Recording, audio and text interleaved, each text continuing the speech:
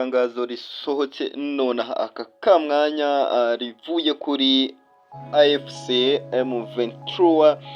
aho baje kuba bahagarika ibiganiro byari kuzabera muri Angola ejo ku itariki 18. Bagize bati itangazo ry'umwaka wa 2025 ry'umuryango Alliance Fleuve Congo cyangwa se AFC M23 tariki ya 17 Werurwe. Umuryango rero wa Alliance Fleuve Congo AFC M23 ubabajwe bikomeye no kubona zimwe mu nzego mpuzamahanga zikomeje kwirengagiza kuburizamo ibiganiro bigamije amahoro muri Repubulika Iharanira Demokarasi ya Congo RDC, ndetse no gutuma bigorana ko habaho ibiganiro byari byitezwe na benshi. Yakomeje igira iti AFC M23 yakomeje igira iti ibiganiro byakomeje gufatirwa ibihano byakomeje gufatirwa bamwe mu bagize uyu muryango, birimo ibyashyizweho mbere gatoya y'ibiganiro byagombaga kubera Rwanda, byagize ingaruka zikomeye ku biganiro by'amahoro, bikaba bituma hatabaho intambwe ifatika mu nzira y'ibiganiro bihuza impande zirebwa n'iki kibazo. Rero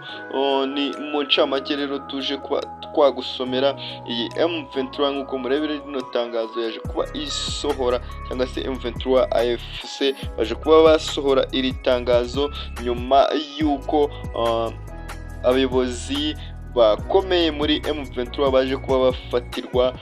ibihano na AU bijyanye no guhagarika cyangwa se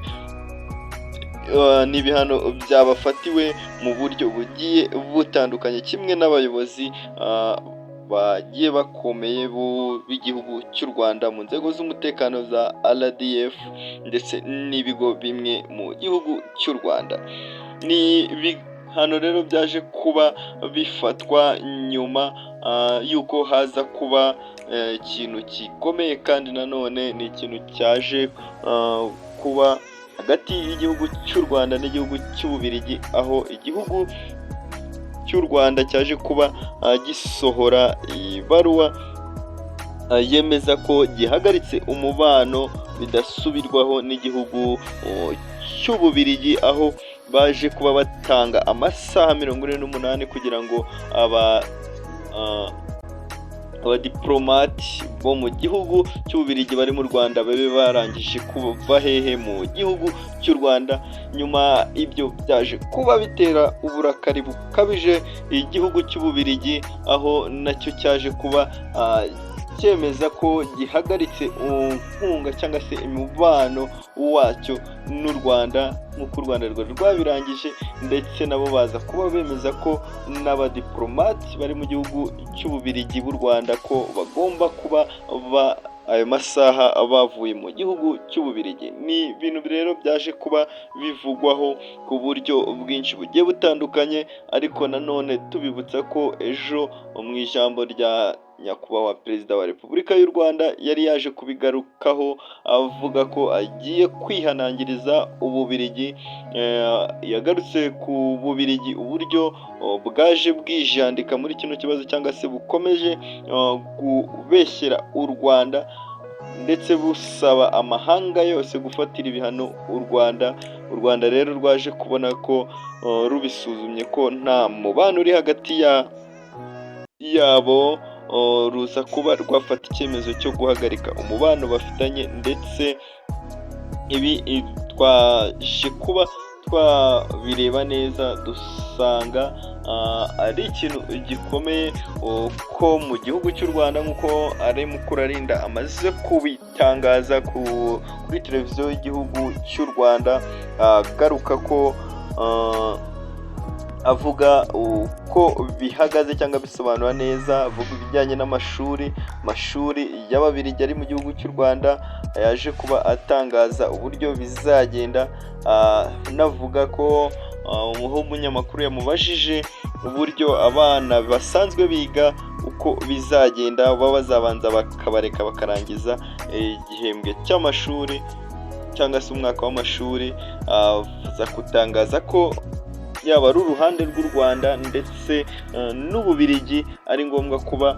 bareka wenda nk'abana bakarangiza kwiga, ndetse aza kugaruka ko hari ibikorwa byinshi mu gihugu cy'u Rwanda byashyizweho n'Ababiligi. Ukurikije imyaka myinshi ishize igihugu cy'Ububiligi gikorana n'igihugu cy'u Rwanda,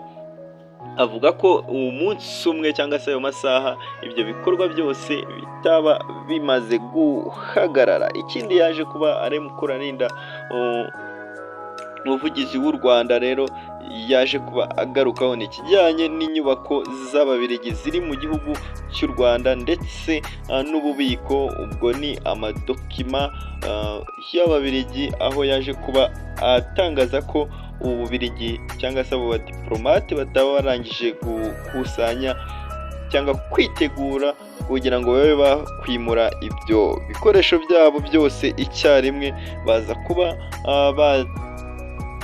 bavuga ko cyangwa yaje kuba yagaragaza ko bizacungwa n'igihugu cy'u Rwanda nk'uko byaje kuba bigaragara mu ibaruwa basohoye. Si ibyo gusa kandi ibyo birakurikirwa n'umwuka mubi ukomeje kuba hagati y'ibi bihugu, aho igihugu cy'Ububiligi cyakomeje kubabara cyane ndetse kivuga ko ngo ari igihugu, u Rwanda ari igihugu cy'igihubutsi cyitaye ku byo bashinja u Rwanda, bashinja igihugu cy'u Rwanda, kigahita nacyo gihubuka kigafata ibyemezo kitatekerejeho. Ni byinshi rero byaje kuba bigarukaho kuri iyi nkuru, ni byinshi biri kuvugwa mu binyamakuru bigiye bitandukanye, ariko ahangaha icyo twakubwira ni uko ibiganiro byari byitezwe hagati ya M23 na leta ya Kongo byaje kuba bihagarara. Byari kuzaba ejo tariki ya 18 Rwanda mu gihugu cya Angola, byaje kuba bihagarika. Ni nyuma y'uko ari ibitero byinshi bikomeje kugabwa na leta ya Kongo, ari nabyo M23 yahereyeho ihagarika ibi biganiro, ndetse hari ibintu bibiri yagendeyeho, ariho hari nk'ibitero igihugu cya Kongo gikomeje kugaba cyangwa se kuri uwo mutwe wa M23 ndetse n'abaturage, kigaba gikoresheje drone, kigaba ibitero ku baturage batuye muri biriya bice bya Kongo aho M23 imaze gufata. Ni byinshi rero. Ikindi yaje kuba igarukaho ni ibirego cyangwa se ibihano bikomeje gufatirwa abayobozi ba M23, igaragaza yuko ibyo bihano bireba uruhande rumwe, ari ibiha imbaraga leta ya Kongo mu gukomeza gufata cyangwa se no gukomeza ibikorwa by'intambara byo kwica cyangwa se gutwara ubuzima bw'abaturage batuye muri kiriya gihugu cya Kongo. Mu kanya rero turaje tugusomere ayo mabaruwa abiri, ibaruwa M23 isomye ndetse n'ibaruwa umuyobozi wa M23 wa AFC M23 yaje kuba asohora, ijyanye n'ibaruwa y'akababaro, aho yagaragaje cyangwa se yasubije ibihugu byo muri EU byaje kuba byandika ku bihano byafatiye igihugu cy'u Rwanda kimwe na M23 cyangwa M23 gatatu kanda subscribe ini FAB TV tuze tukugezeho amakuru agezweho. Ugenda udakanda subscribe ini FAB TV dukomeze kumva cyangwa se no kumenya amakuru agezweho yo mu karere.